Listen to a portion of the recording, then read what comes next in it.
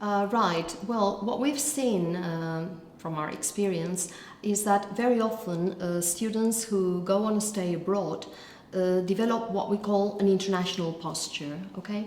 And this sort of helps them to interact more easily in the international arena, which no doubt is a trait that will help them enhance their future professional careers.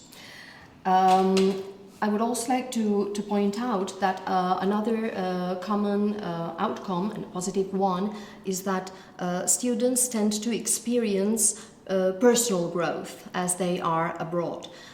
This is quite natural because they become immersed in another culture and they're surprised by some of their findings, and they learn about different possibilities. They often come to question their own values, and not just that, they also tend to often have problems, you know, being away from home, etc., that they need to deal with, okay, and all of that brought together, okay, results, like I said, in personal growth very often, which is very welcome.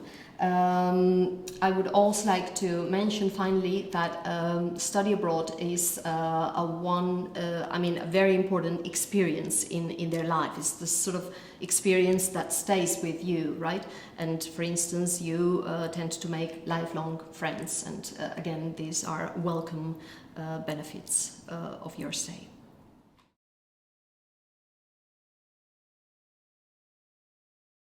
Right. By Big C culture, we generally refer to the major achievements of a nation in terms of normally its technological and scientific developments, the arts, literature, and so on. But of course, there's a lot more to culture than that. So by little c culture, we generally refer to a nation's or a society's way of life, right? So we are talking here about the values, perceptions, the attitudes, the customs and traditions, the communication styles also of that society. So in order to cope with that sort of thing, there are aspects that you need to capture almost immediately the moment you land in the target language country.